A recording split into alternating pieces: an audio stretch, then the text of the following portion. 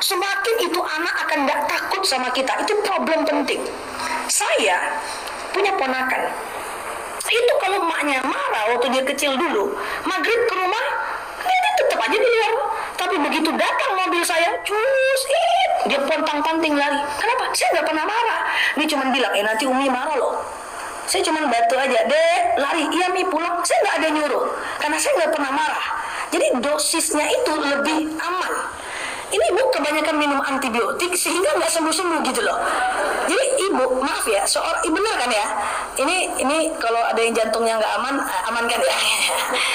Sama dengan ibu, suka ngomel dengan suami. Ngomel. Lama-lama suaminya udah kebal dah. Dia boleh baik lagi ntar. Slow lah, gitu kan. Nah, tanpa kita sadari, kemarahan membuat kita tidak disegani.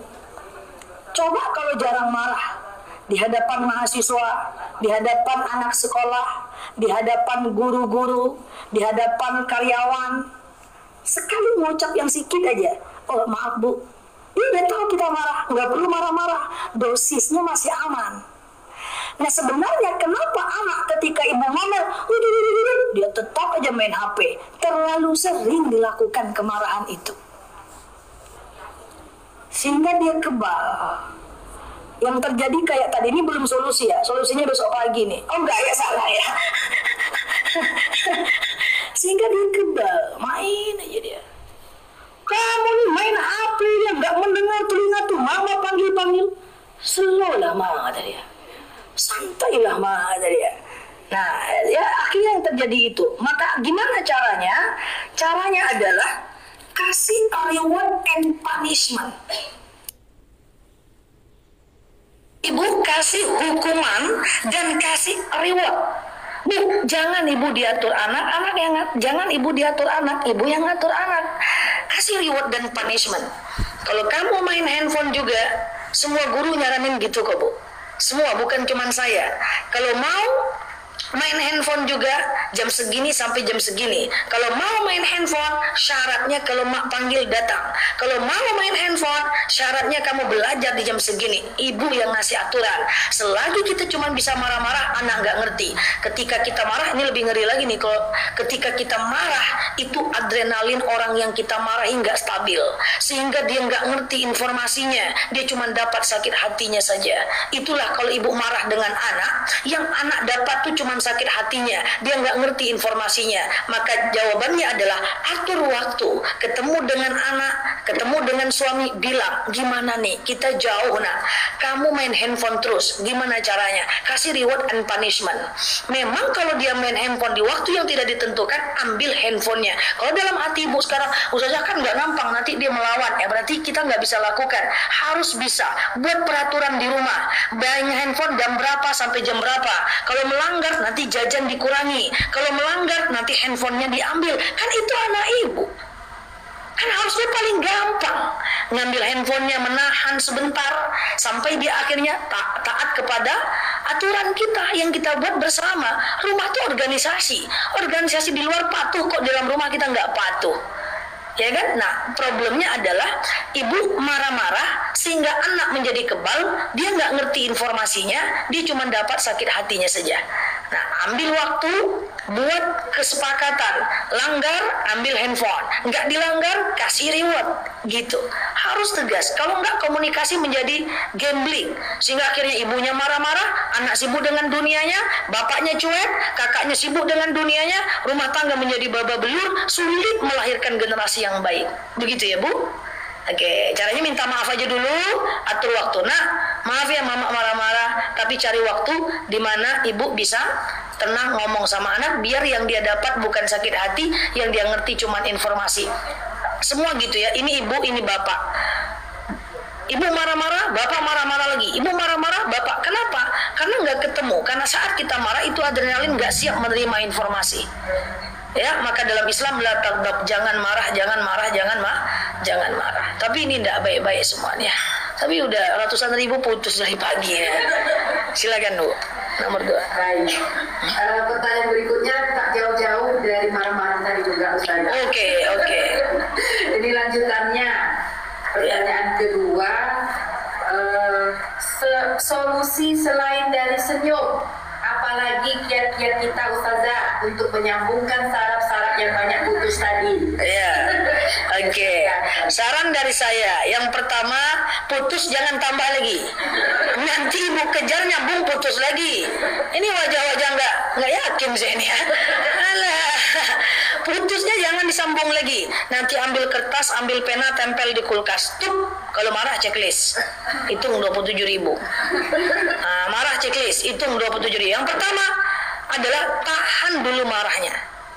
Ya, supaya dia nggak putus. Gimana cara nahan marah? Sudah pernah tahu? Pertama, jangan ganti bahasa dengan bahasa yang lebih kasar. Marah dengan suami hari-hari pakai bahasa apa? Pakai bahasa Indonesia. Kalau marah pakai bahasa Minang saja. Marah tetap aja pakai bahasa Indonesia. Mana enak marah pakai bahasa Indonesia saja. Jadi marah itu tetap pakai bahasa Indonesia. Jangan ganti bahasa dengan bahasa yang lebih kasar. Yang kedua, jangan ganti panggilan dengan panggilan yang lebih kasar. Hari-hari manggil suami abang, kalau marah abang aja, jangan diganti waang. Nanti makin marah. Ya iya, rasa. Oke? Jangan ganti panggilan dengan panggilan lebih kasar. Jangan ganti bahasa dengan bahasa yang lebih kasar. Tetap pakai bahasa sehari-hari. Yang ketiga, marah tegak, bawa duduk, marah duduk, bawa baring, marah baring, bawa uduk, marah uduk, bawa sholat, marah sholat, bawa sujud, marah sujud, sujud lagi, marah lagi. Innalillahi wa inna ilaihi raji'un. Ditahan dulu marahnya nih, baru nanti kita bahas cemana menaikkan saraf tuh. Ini udah banyak putus soalnya nih kan, prihatin juga saya. Enggak ya. Nah, nomor 4 adalah jangan mengucapkan kalimat negasi. Negasi itu meskipun gimana pun, walau bagaimanapun, biarpun nggak boleh. Karena bahasa menciptakan rasa. Coba rasakan bahasa saya. Saya dosen, ada mahasiswa terlambat. Bu Nela, maaf ya Bu, saya terlambat Bu, karena macet Bu. Oke? Sekarang coba pakai tapi ya. Maaf Bu Nela, maaf ya Bu, saya terlambat Bu, tapi kan karena macet Bu. Beda nggak? Beda rasa? Beda pasti. Ini ibu pulang arisan. Ini bapak di rumah. Bang, maaf bang, saya telat pulang arisan. Tetap dibuatkan kopi kok bang. Oke? Coba pakai tapi ya. Bang, maaf ya bang, saya telat pulang arisan, tapi tetap dibuatkan kopi kok bang. Ya tapi jangan kau ulang lagi nak. Ya gimana pun kan aku udah minta maaf. Tapi jangan kamu ulang lagi. Tapi kan aku udah minta maaf bang. Iya tahu aku, walaupun gitu tetap aja jangan ulang lagi. 3 hari udah selesai. Al-lugha yaj'alu syu'ur. Bahasa menciptakan rasa. Nah, jadi belajar dulu mutus yang 27.000 tadi. Nah, itu caranya. Nah, ya, jangan ganti bahasa, jangan ganti kata, marah tegak bawa duduk, jangan ucapkan kalimat negasi. Ya, kalimat negasi dalam bahasa Indonesia. Ya. Kemudian bagaimana menciptakan sel saraf lagi? Pertama, banyak senyum. Dah, siap kerjakan itu? Kok senyum mendadak, lucu lah saya. La ilaha illallah. Senyumnya mendadak.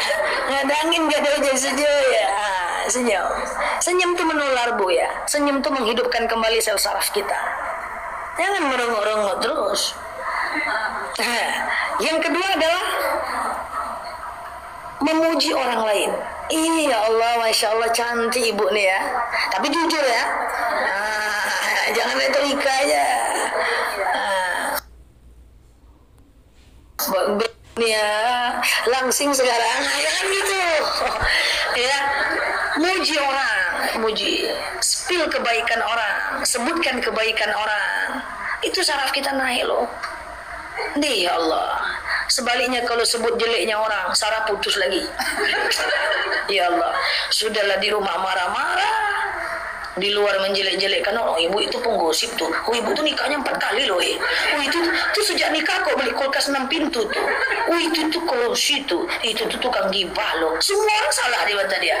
Putus lagi lah. Berapa putus? Patulah lupa di mana letak kunci motor. Ya, jadi satu senyum ya. Kemudian kedua spill ya. Syiarkan kebaikan orang. Oke. Kemudian yang ketiga, perbanyak bersyukur. Ingat apa yang lebih Allah kasih sama kita. Jangan ingat apa yang kurang. Karena takdir itu nggak semua sama. Iya kan? Nah, ini saya sering banget ceramah tentang ini, tapi tadi praktek oleh teman-teman online dan offline saya tak tahu juga deh. Nengok suami pendek, bule, padek, terselek, kayak Doraemon. Kayak gini kali lah bentuk suami ibu ya. Oke, nggak apa-apa walaupun dia kayak gitu. Yang penting dia tetap setia. Syukur. LDRan sama suami oke, nggak apa-apa LDRan. Setia daripada bareng-bareng tapi mendua. Syukur. Jadi syukur itu melihat sisi baik dari diri kita. Kalau orang suka bilang lihat kekurangan, salah, saya nggak setuju. Yang diingat tuh dosa bukan kekurangan, itu beda loh. Dosa buka aurat itu ingat, dosa melawan suami itu ingat, dosa marah sama anak tak pada tempatnya itu ingat. Kekurangan jangan diingat, fokus dengan kelebihan kita. Oke, aku punya suami yang baik, rezekiku cukup, aku mau beli baju walaupun sekali setahun bisa, ya, aku mau beli apa yang aku bisa. Ingat kelebihan kita, jangan diingat kekurangan. Kalau kita selalu mengingat kekurangan kita, kita akan keriput keningnya, ujung-ujungnya kita drop, energi hancur, kita saraf putus, cepet tua. Nggak awet muda nanti kayak saya. Asik ya. Oke, cukup lah ya. Ada lagi terakhir ya? Ada. Yang ketiga dari Ibu Margina Ade dari Ikan Ade, Ibu ya. Pertanyaannya itu personal Ibu ya. Mungkin pertanyaannya seperti ini mungkin Bu ya. Kenapa orang tua Ustazah memberi namanya Laluki, bukan seperti itu? Atau apa makna arti Laluki? Nama Ustazah Laluki? Baik, langsung Ustazah. Iya. Ibu pulang lewat jalan mana nanti Ibu? Bertarung kita Bu. Nggak, bercanda ya. Nela itu bahasa Arab. Asal katanya nala yanalu. Itu adalah artinya memperoleh. Nala yanalu artinya memperoleh. Lucky itu bahasa Inggris, artinya keberuntungan. Jadi nama saya ini agak keren sedikit lah. Memperoleh keberuntungan. Kenapa nama saya bisa Nela Lucky? Lupa pula saya nanya sama bapak saya. Bapak saya di kamar pula sekarang. Iya, nama saya memang Nela Lucky. Itu bukan nama dari lahir Bu. Saya punya banyak nama. Yang dari kecil saya itu sakit ya, sakit-sakitan dari kecil. Akhirnya karena saya lahir di bulan November, ujung-ujungnya dipanggil Inel aja. Pas mau masuk pondok,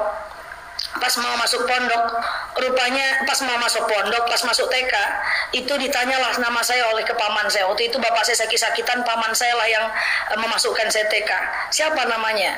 Apa kata paman saya? Tak tahu pula kita namanya. Pas mau masuk TK lah, akhirnya dibuat lagi, itulah namanya akhirnya Nela Lucky. Itu nama campuran bahasa Arab dengan bahasa Inggris. Tapi itu taunya udah gede artinya. Dulu nggak tahu. Kenapa namanya Nela Lucky? Saya buka aja deh ya. Boleh? Boleh. Bingung. Karena saya dikasih nama ini sakit, kasih nama ini sakit. Kalau orang dulu kan nggak ngerti ya. Yang katanya itu namanya salah, tak tepat ya, terlalu berat ya. Akhirnya waktu itu paman saya rokoknya Lucky Strike, tahu? Nah ini sebenarnya begitu ceritanya. Udahlah saya buka aja lah nih, hancur babak belur dah. Tapi ibu lewat mana nanti? Iya kan? Kalau saya bohong kan nggak mungkin ya kan? Ini ngasih nama bukan karena bapak saya tahu artinya, bukan. Akhirnya lagi merokok itu paman saya, dia ambillah rokok itu, dia buang. Siapalah nama sebenarnya nih? Karena paman yang ngurus, bapak saya sakit-sakitan dari saya kecil. Itu aja lah tua. Akhirnya Nela Lucky. Kapan saya tahu artinya bagus? Dari kiai saya waktu saya pesantren. Almarhumah kiai saya, semoga Allah meridhai beliau. Nah sekarang saya tahu ternyata sama nama saya keren, sekeren orangnya. Oke, baik ya. Oke, udah ya. Assalamualaikum warahmatullahi wabarakatuh. Ya.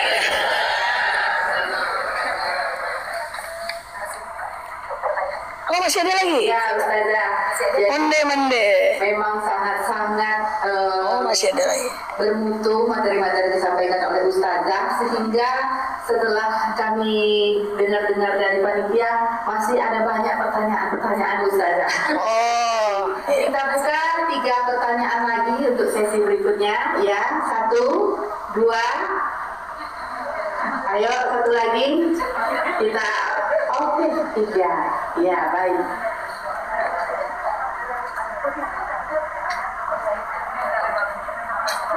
Baik. Assalamualaikum warahmatullahi wabarakatuh. Waalaikumsalam. Waalaikumsalam. Nama saya Haja Farida, dari Ketua IPTK Kecamatan Rambah. Dari pembicaraan dari Pak Ibu Ustazah tadi, kita dengar bersama bahwasanya kita membawa anak ke masjid dari kecil ya, bagus dari usia dini ya, untuk mengajarkan kepada anak kita supaya lebih tahu di tempat beribadah. Di sini kami mungkin pada umumnya ya, kendala-kendala yang kita hadapi dalam menghadapi untuk anak ke masjid ini, yang pertama sekali pada umumnya di majelis di masjid, kalau bagian anak laki-laki itu jurusan bapak-bapak ya, bagian yang perempuan ibu-ibu. Pada umumnya itu di bagian perempuan ataupun laki-laki, si anak yang kita bawa ini kan kadang-kadang tidak seperti yang kita inginkan. Kadang libur, kadang dia nanti ada udah kita suruh dia berjalan, malah kadang-kadang ada dia berjalan lewat saf. Jadi di sini, apalagi kalau ada libur, di sini saya temui ya, kita yang bawa anak, telinga saya dengar sendiri bahwasanya anak siapa yang dibawa ini, kecil-kecil udah bawa anak, di rumah aja lah sholatnya, Betul. mengganggu orang umum. Betul. Jadi si ibu saya sendiri selaku yang perempuan yang membawa anak perempuan, saya merasa nggak enak juga. Nah, ada pembicaraan dari ibu-ibu. Betul. Itu kendala ya Pak Ibu Ustazah. Yang bagaimana solusinya nanti untuk kita, bagaimana kita untuk di lapangannya nanti. Yang kedua Bu Ustazah, di segi ada, tapi saya nggak tahu menurut hadis bagaimana ya. Katanya kalau kita membawa anak kecil ini, mengertilah sedikit. Kalau kita punya anak kecil, ketopilah kecil bawa anak itu, jangan memutuskan saf. Oh. Kalau memutuskan saf katanya nggak sah sholat berjamaahnya. Jadi tolong pencerahannya Pak Ustadz ya, Ustazah ya. Jadi harapan kita bersama di sini untuk meluruskan bagaimana bagusnya nanti kalau kebetulan di sini ini hampir pada umumnya di masjid terjadi itu, kebetulan di sini ada dari BKMT Badan Kontak Majelis Taklim bisa kita realisasikan nanti di Rokan Bumi, mana yang lebih bagusnya kita laksanakan sehingga yang keinginan dari Ibu Ustazah tadi dari sejak kecil kita ini bawa anak, malah kalau bisa di Mekah itu sampai digendong, sampai diikat anak tuh ya, katanya nggak butuh sholat kita ya.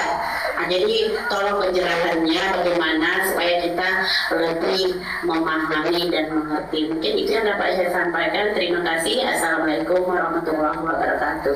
Waalaikumsalam warahmatullahi Baik, wabarakatuh. pertanyaan yang kedua tadi di belakang.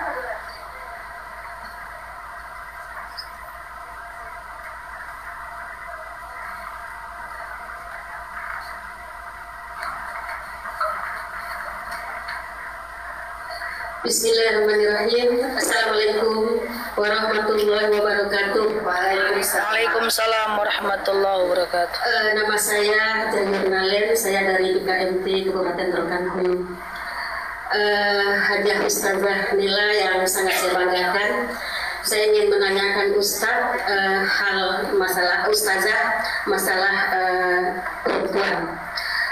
Ada suatu hadis menyampaikan yang diriwayatkan oleh Aisyah istri Nabi Muhammad SAW, disempurnakan oleh Bukhari dan Muslim, yang berbunyi Ustazah hadisah ibadul bilad in sholat wa in fasadat, bahwa perempuan itu adalah tiang negara, apabila baik perempuan itu maka baiklah suatu negara itu. Nah, pada saat ini kita membicarakan skop yang paling kecil yaitu rumah tangga kita sendiri, yang mana kita tentu harus memprioritaskan nomor 1 adalah rumah tangga kita. Nah, kalau ibunya baik, tentulah anak keturunannya baik. Atau apabila ibunya seorang wanita soleha, maka anaknya juga akan menjadi seorang yang soleha dan soleh.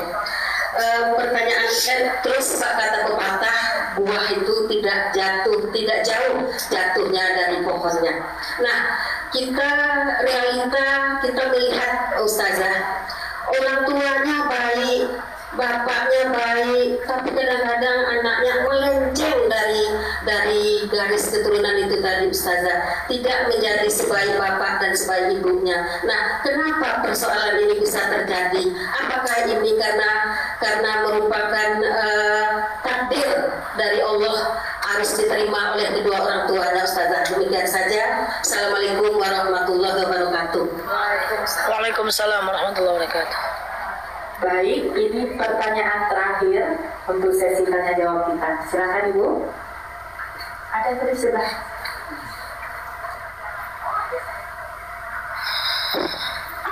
Assalamualaikum warahmatullahi wabarakatuh. Waalaikumsalam. Perkenalkan, nama saya Nur Halimah Sitorus dari organisasi Dharma Inti KBI. Yang ingin saya tanyakan saja, saya sebagai ibu, kalau saya baru dengar ceramah tuh kayaknya, aduh saya mau berubah, saya mau baik. Mana orangnya, Kak? Kalau udah berubah nanti udah beberapa hari kemudian tuh istiqomahnya berkurang, hilang, datang tiba-tiba masalah, lupa yang udah dipelajari tadi, kok harus tahan diri kalau diri dulu, baca aus juga, baca aus, hilang. Nah, saya tanyakan gimana caranya ketika ada masalah, kita bisa kontrol supaya kita tenang, dan yang paling penting itu gimana istiqomah. Karena kadang-kadang kalau pas dalam ceramah tuh kayaknya selesai ini saya bakal baik banget gitu. Tapi selesai itu beberapa jam kemudian, aduh, setan mulai Setan lagi disalahin. Kajian setan. jadi berubah jadi monster. Nggak seperti itu sih, cuman kayaknya hilang gitu. Gimana supaya bisa istiqomah dan bisa mengontrol. Saya baca. Assalamualaikum warahmatullahi wabarakatuh. Waalaikumsalam. Baik Ustazah, sudah kita dengarkan bersama 3 pertanyaan dari ibu-ibu hebat kita. Pertanyaan pertama dari Ibu Farida, Ketua ITTK Ramba. Solusi untuk menanggapi omongan ibu-ibu di masjid yang katanya membawa anak-anak itu mengganggu kekusukan ibu-ibu yang lain dalam melaksanakan sholat. Mungkin seperti itu Ustazah. Oke, baik. Pertanyaannya, bagaimana cara menghadapi, kita udah bawa anak nih ke masjid ya, kita udah ajak anak ke masjid, rupanya anak tuh ribut, terus akhirnya ibu-ibu yang lain bilang kayak gini, gimana tuh anak siapa sih itu ribut banget, anak-anak tuh sholat di rumah aja lah, kan gitu. Ini yang saya maksud tadi, ini adalah gerakan berjamaah, bahwa semua orang harus dipahamkan bahwa khusyuk bukan soal lingkungan luar, tapi khusyuk adalah soal hati. Kemudian yang kedua, secara keseluruhan mesti dipahamkan, ajak anak ke masjid tapi dengan edukasi. Kamu mau ke masjid nggak? Kalau ribut nggak usah, kalau mau datang diam. Edukasi dari orang tua. Edukasi orang tua mengedukasi anaknya, kalau mau datang pergi, kalau mau ribut nggak usah pergi, kalau mau tenang ayo pergi. Sehingga anak tuh dia ngerti, oh berarti kalau aku ribut aku nggak boleh ke masjid ya, tapi aku loh ketemu dengan teman-temanku, ya udah aku datang deh, nggak usah ribut. Dia persoalannya adalah lemah edukasi dari rumah, yang di masjid masyarakat nggak ngerti juga. Dia bilang akhirnya sholatnya nggak khusyuk, padahal masa Rasulullah lagi perang pun orang khusyuk aja sholatnya. Akhirnya ngeblunder, dari rumah tidak mengedukasi, yang di masjid nggak mengerti. Ya kan, nggak mengerti, sehingga dia anak siapa lah tuh, akhirnya nyakitin hati orang lain. Ibu akhirnya nggak mau bawa anak, nggak bawa anak ke masjid, akhirnya lahir generasi yang tidak ghuraba. Dia ngeblunder. Jadi orang tua mesti dikasih tahu bahwa ajak anak ke masjid dengan edukasi. Karena kami digitukan dulu sama orang tua kami. Kalau mau ribut nggak usah, kalau mau pergi ayo tapi diam. Pada nganggo-nganggo di rumah bagus ke masjid lagi. waktu kecil. Nah, kemudian yang ibu-ibu ini harus dipahamkan juga bahwa ketika ada anak-anak yang ribut, lebih baik loh anak itu dia tetap datang ke masjid, itu adalah masa dia kenal dulu dengan masjid, daripada nanti generasi menjadi generasi yang rusak. Oh, masuk pertanyaan kedua. Ustazah, kan kalau anak tuh di masjid, dia kan memutuskan saf, kata orang kayak gitu ya. Sebenarnya gimana tuh Ustazah? Dia kan di masjid ya, dia di saf. Terus dia kan memutuskan saf. Saya udah sampaikan bahwa ketika anak itu memayyiz, apa itu memayyiz? Sudah umur 7 tahun, dia boleh masuk saf. Coba ibu tengok di Mekah, di mana-mana, di masjid-masjid besar yang ngerti lah di Indonesia. Itu anak umur 7 tahun di saf. Nggak usah diusir, bapaknya di sini, anaknya kecil umur 7 tahun. Kadang-kadang anak umur 7 tahun tuh juga nggak ngerti. Orang tegak dia sujud, orang sujud dia tegak, dia pelangak-pelongok. Selagi dia tetap di sejadahnya, dia tidak jadi masalah, tidak putus saf. Jangankan manusia anak umur 7 tahun di antara sejadah kita, itu kalau ada ibu masuk masjid, ibu nengok ada orang putus saf, ibu ambil tas, maka ibu taruh di antara mereka, itu nyambung lagi. Jadi umur fantadiru abnaikum ilal masjid liwaqtil mumayyiz litamyiz. Ya, ajak orang anakmu ke masjid ketika dia udah umur 7 tahun. Kalau dia nggak sholat, boleh dipukul dengan pukulan yang menyayang, yang sayang, pukulan sayang. Selagi dia tetap di sejadahnya, dia tidak memutuskan saf. Masalahnya Ustazah, dia umur 7 tahun ini, nanti dia kabur dari saf, gimana? Ya udah, kita nyambung aja. Menyambung itu lebih mudah daripada merusak masa depannya dengan dia tidak mau di masjid. Kadang nggak cocok doh gitu loh. Nyambung itu lebih mudah. Nyambung saf daripada harus memarahinya dan merusak masa depannya, merusak mentalnya. Terus gimana dengan anak di bawah 7 tahun? Kalau dia di bawah 7 tahun, letak dia di depan. Kayak tadi di Mekah orang sholat sambil ngendong anak. Mana ada di Mekah orang tuh nakal sama anak jahat-jahat. Orang kita sholat Idul Fitri, Assalamualaikum, cubit. Ribut kau katanya. Cuma anak-anak ya. Di Mekah nggak ada pemandangan itu. Makanya di Mekah itu akhirnya anak-anak itu menjadi anak-anak al-ghuraba. Ya, jadi di bawah 7 tahun boleh digendong, taruh di depan, jangan di saf. Tapi kenapa dia ribut? Dikasih edukasi dari rumah. Masyarakat juga mesti diedukasi. Ya, akhirnya itulah. Saya ini khawatir nih, kalau edukasi nggak duduk, habis generasi kita nih, hilang masjid tuh. Hilang masjid. Saya nggak tahu di sini, di tempat saya sudah banyak, dan dulu kan berteriak-teriak suara anak tuh habis maghrib menjelang isya. Mengaji, habis subuh menjelang syuruk mengaji. Sekarang udah makin sepi, karena tadi nilai hidup sudah lain arah ya. Jadi umur 7 tahun ya, tidak memutuskan saf. Terima kasih. Baik, untuk pertanyaan kedua dari Ibu Hajah Yurnalin BKMT. Perempuan adalah tiang negara. Oke. Kenapa masih ada anak yang tidak soleh, padahal orang tuanya kedua-duanya adalah soleh? Bagaimana? Baik, kata dalil adalah ketika ibu soleh, maka dia akan menjadikan generasi yang soleh. Itu ilat. Ilat itu adalah akibat. Dalam bahasa Islam itu ilat. Apa itu ilat? Ilat itu adalah akibat dari perbuatan. Contoh, aqimus shalah. Ini sama dengan ini pertanyaan ibu. Aqimus shalah wa atuz zakah. Inna sholata tanha 'anil fahsya'i wal munkar. Dirikan sholat, bayarlah zakat. Sesungguhnya sholat menghindarkan kita dari perbuatan keji dan mungkar. Gitu ya? Banyak orang sholat masih maksiat. Itu ilat, dia akibat, bisa didapatkan, bisa tidak. Sama dengan kalau ibunya soleh, maka anaknya soleh. Tapi itu ilat itu bisa didapatkan, bisa tidak. Sumu tasiu, berpuasalah kalian agar kalian sehat. Banyak nggak orang yang puasa akhirnya tetap sakit? Itu adalah ilat hukum dalam bahasa fikih. Kalau ibunya taat, biasanya anaknya taat, tapi biasanya tidak jaminannya. Nah, akhirnya adalah, tapi sekarang gini, kemungkinan lebih besar yang mana? Orang yang sholat maksiat dibanding tak sholat maksiat, mana kemungkinan lebih besarnya? Lebih besar kemungkinan yang tidak sholat berbuat maksiat. Ibu yang soleh melahirkan anak yang soleh, yang tidak soleh. Tapi ibu yang tidak solehah menghasilkan anak yang tidak soleh, jauh lebih besar kemungkinannya, betul ya? Maka ketika ada ibu bapaknya soleh, anaknya maksiat, itu apa sih? Kan itu pertanyaan tadi tuh, takdir atau apa? Itulah namanya ujian. Ujian tuh gini Bu, kita udah baik, udah masukkan anak pesantren, udah ngajar dia mengaji, tapi enggak juga jadi anak baik. Itu ujian. Ya ustazah, saya udah baik dengan teman saya udah apapun yang dia kerjakan, saya udah support, dia minta bantu, saya bantu, rupanya dia berkhianat juga. Itu ujian. Ustazah, kata ustazah, kalau sedekah besar pahalanya, saya udah dekah 100.000 di masjid, keluar dari masjid hilang motor saya. Itu ujian. Ujian tuh kita udah baik, efeknya tetap jelek.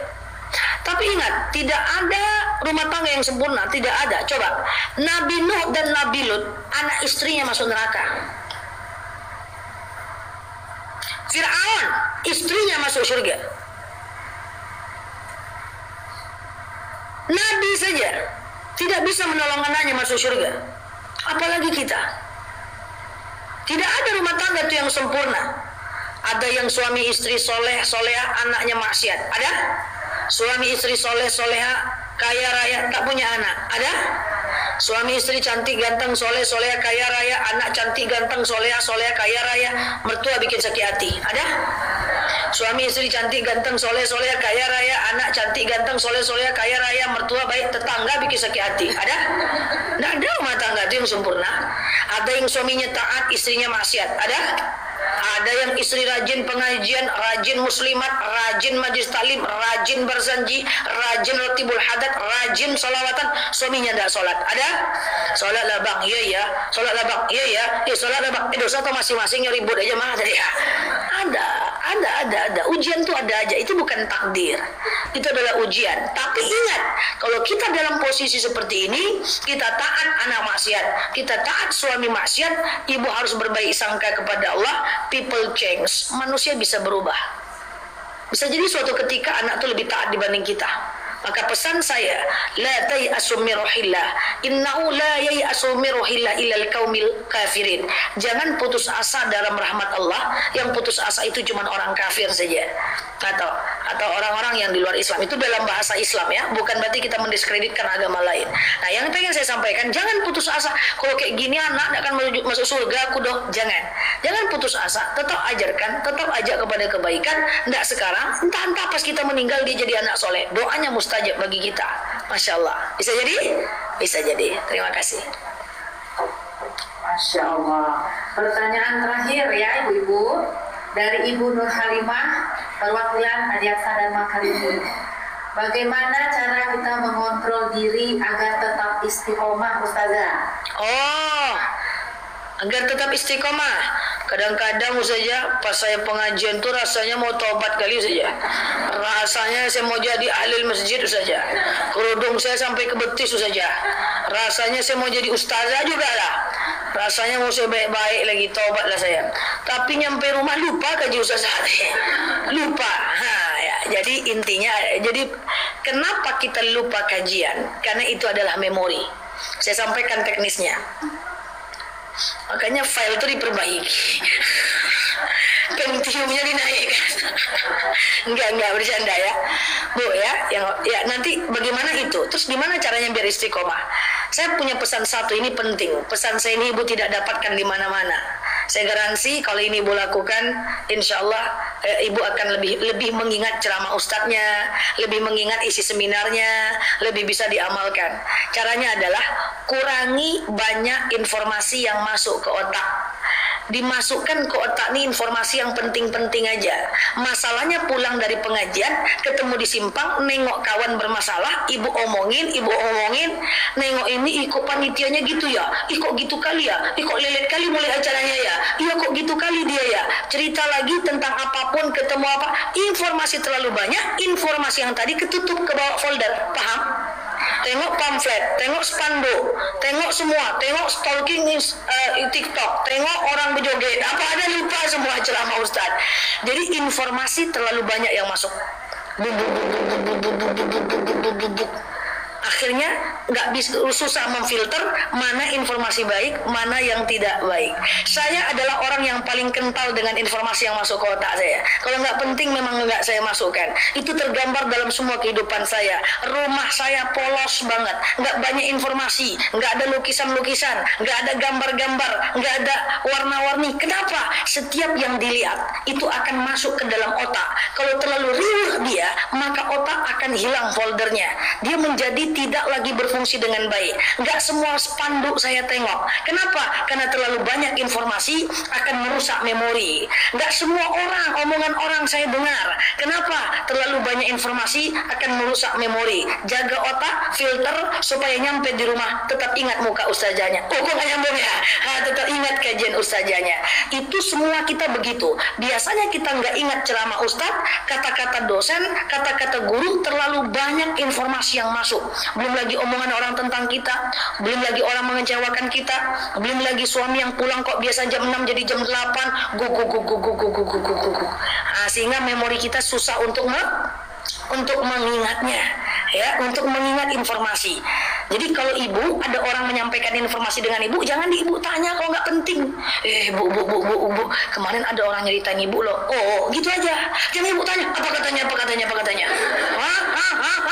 Ibu cari dia. Pas di situ rupanya lain lagi pula katanya.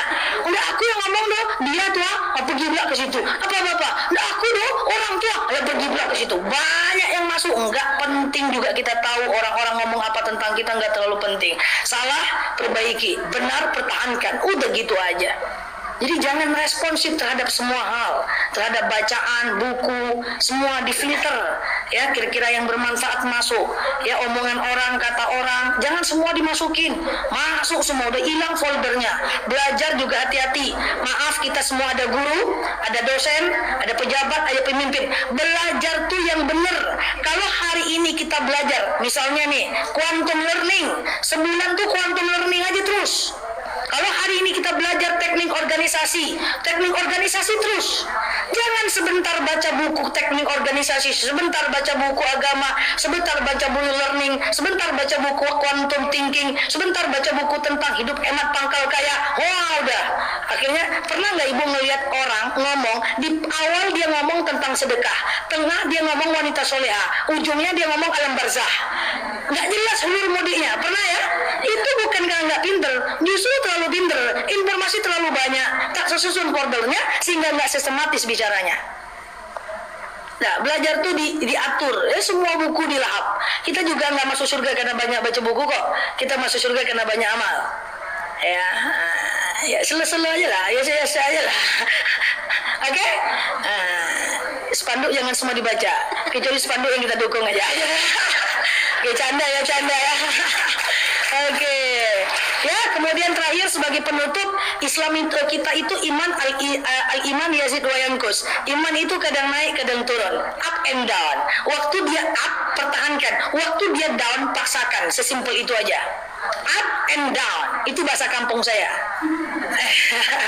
Waktu dia up, itu adalah pertahankan. Waktu dia down, paksakan. Ustazah, aku kan pengen sholat subuh tepat waktu. Setelah dengar ustazah, aku rajin sholat tepat waktu. 3 minggu. Minggu keempat haid. Waktu haid telat bangun. Setelah haid, molor lagi. Haid itu down. Waktu down, tetap bangun. Masalahnya adalah waktu haid ibu bangun jam 6. Pas mau mulai lagi susah. Ustazah, saya juga sama. Kita tahajud ya, tahajud tiap malam. Waktu haid saya tetap bangun. Kenapa? Biar setelah haid tetap bangun. Anggur luar biasa, entah iya dan nggak diamalkannya.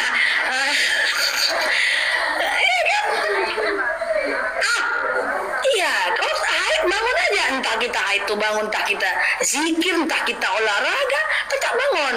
Biar nggak down. Ini haid itu kita perempuan susah. Ya lagi rajin-rajinnya dengar ceramah ustazah, sholat subuh bangun tepat waktu, takut alam barzah hari akhirat. Waktu haid lupa. Bangun jam 6, memulainya susah.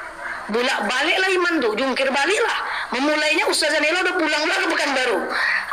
Nggak ada lagi, lama lagi dengar majelis talim. Jadi caranya adalah paksakan, pertahankan waktu up, paksakan waktu down. Sama, saya juga gitu. Apa saya nggak ada malas? Saya kadang-kadang malas juga. Cuman bedanya, walaupun saya malas, tetap saya kerjakan. Jadi caranya nanti di list, mulai dikurangi informasi yang masuk, biar cepat kita mengamalkan ilmunya. Kemudian selalulah up, kalau dia down, paksakan sampai dia up lagi. Demikian. Wallahu a'lam bishawab.